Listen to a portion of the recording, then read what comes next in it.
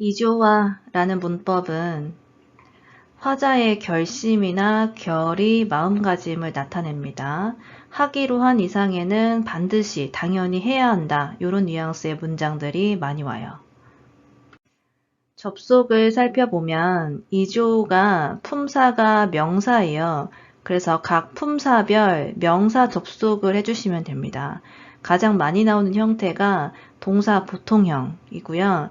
그 다음에 명사에 대하루를 붙이는 패턴입니다. 보면 대하루는 다랑 의미가 같아요. 다는 이형용사, 나형용사, 명사, 동사 중에 어디에 다가 붙을 수 있죠? 나형용사랑 명사에만 뒤에 이렇게 다가 붙을 수 있어요. 이형용사, 오이시이다. 안 되죠? 동사, 이쿠다. 안 됩니다. 그러니까 이형용사랑 동사에는 다가 붙을 수 없어요. 그리고 이 다가 붙는 자리에 대아루를 붙여주시면 됩니다.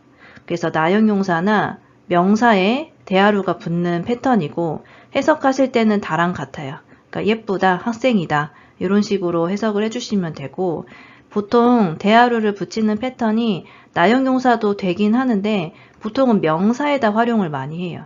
지금 이조뿐만이 아니라 일반적으로 대하루 활용할 때 명사에 좀 더 활용을 많이 합니다.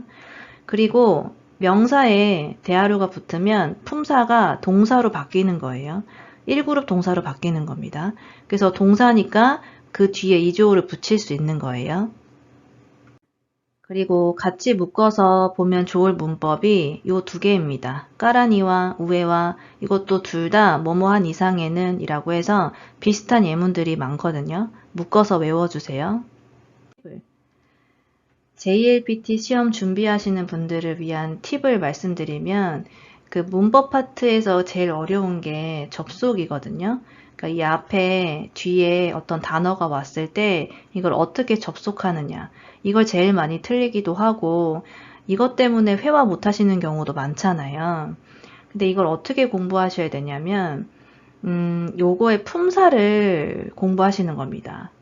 그러니까 여러분이 이걸 왜 어렵게 생각하시냐면 교재를 한 두세 권 정도 비교해 보면 어떤 책은 이조와의 접속이 이렇게 나와요. 근데 다른 책은 접속이 이렇게 나오거든요. 그러니까 책마다 설명하는 방식이 조금 달라요. 그리고 문법 하나에 접속이 이렇게 4~5개씩 나오면 N2 문법, N1 문법이 몇백 개인데 그걸 다 어떻게 일일이 외우겠어요. 그래서 어려운 거잖아요.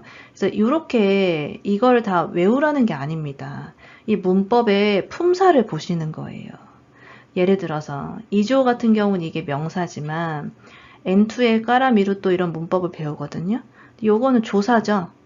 각 품사별로 조사를 어떻게 접속하는지 알면 저절로 해결이 돼요. 그리고 뭐 오모에루 이런 거는 동사잖아요.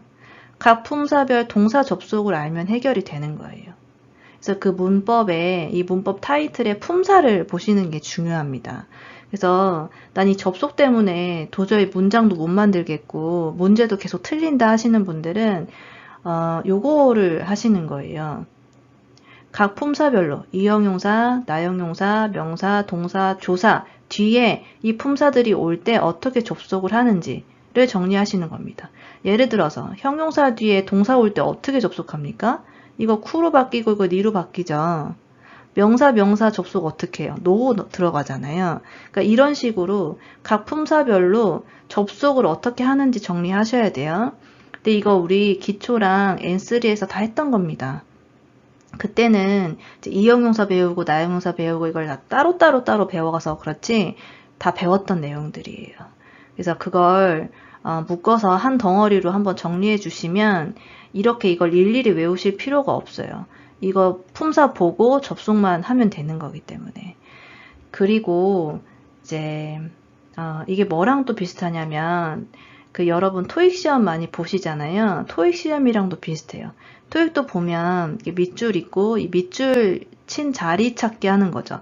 이 자리에 예를 들어서 여기가 보어 자리다. 그럼 여기에 명사를 넣어야 될 것 같아요. 그러면 A, B, C, D 중에 명사를 찾아가지고 답 찾는 거잖아요. 그러니까 이게 결국에는 자리 찾기, 품사 찾기 하는 거죠. JLPT도 마찬가지예요. 이거 품사 찾기, 자리 찾기 하는 겁니다. 근데 이상하게 토익 공부할 때는 이렇게 공부하시다가도 JLPT 공부하실 때는 그 문장의 모든 한자와 모든 어휘와 모든 문법을 알아야 문제를 풀 수 있다고 생각하시는 경우가 많아요. 근데 그렇게 하시는 거 아닙니다. 그렇게 하시면 좋지만 시간이 너무 오래 걸려요. 그래서 토익 공부하듯이 자리 찾기, 품사 찾기. 품사가 중요해요. 각 품사별로 어떻게 접속이 되는지 알고 있으면 이걸 일일이 외우실 필요가 없습니다. 그래서 공부하실 때 이 문법, 이 타이틀의 품사를 항상 신경 써서 봐주셔야 돼요. 学生である以上、第一優先は勉強です。 명사 뒤에 대아루가 붙은 패턴입니다. 그럼 명사가 동사가 되는 거고 동사 뒤에 명사가 붙는 패턴이에요. 自分がスタメンである以上、試合でチームのために活躍しなければならない。 스타맨은 스타팅 멤버를 줄여서 이야기하는 거고요.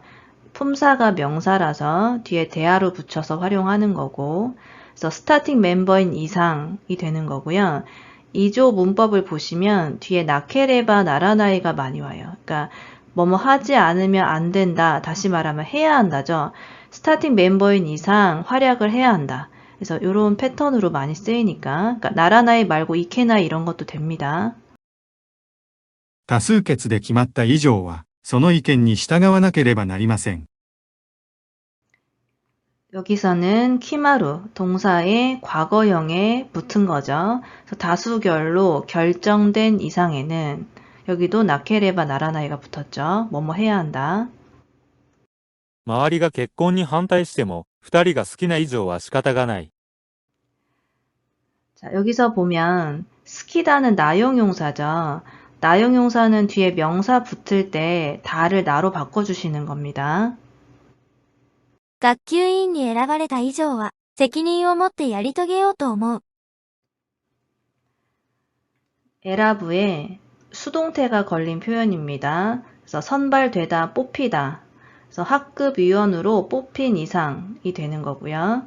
그 다음 야리토게루란 동사가 있는데 이게 문법으로도 있어요. 동사 마스형에 토게루를 붙이면 이 앞에 있는 동사를 끝까지 하다 이런 의미가 있거든요. 그래서 끝까지 다 하다. 이 그룹 동사고요. 이 뒤에 이제 의지형에 붙은 거죠. 요도모가 붙은 패턴입니다. 自分でやると決めた以上は、最後までやりなさい。 지금 보시는 예문은 통째로 외워주셨으면 좋겠어요. 왜 그러냐면 N2나 N1 같은 경우에 교재들을 한 두세 권만 비교해 보시면 아시겠지만 문법별로 예문이 거의 비슷해요. 그게 서로가 서로를 베껴서 그런 게 아니라 N2, N1은 좀 관용적인 느낌이 강하다 그랬죠. 그래서 쓸 수 있는 상황이나 자주 쓰이는 단어가 좀 정해져 있는 경우가 많아요. 그러다 보니까 교재별로 서로 다른 교재여도 예문은 비슷한 게 많이 나옵니다. 그래서 이조화를 보실 때 되게 많이 나오는 패턴이에요, 이게. 다른 교재에서도 많이 볼 수 있는 패턴이거든요. 그래서 대표적인 예문이니까 그리고 여러분들 이런 멘트 쓸 일이 많잖아요. 하기로 한 이상에는 끝까지 할 거야 이런 식으로 할 때 쓸 수 있는 패턴이니까 통째로 외워주시면 좋습니다.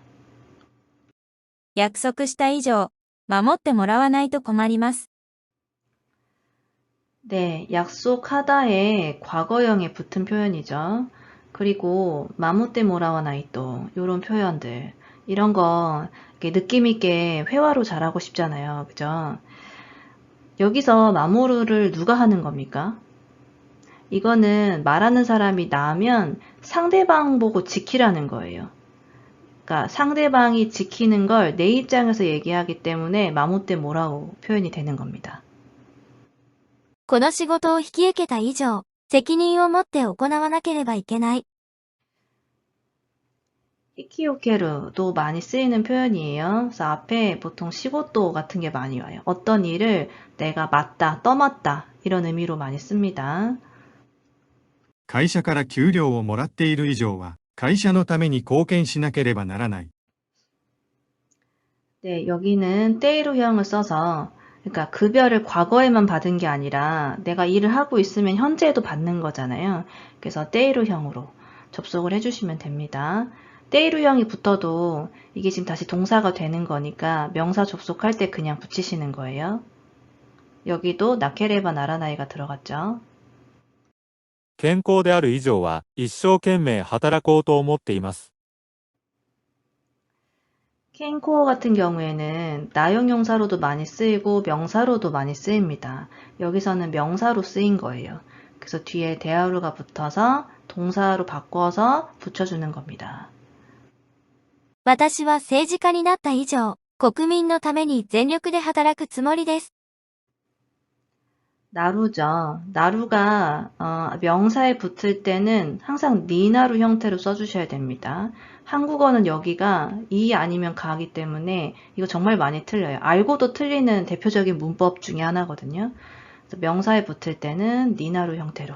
그리고 여기서는 과거형에 접속을 했습니다.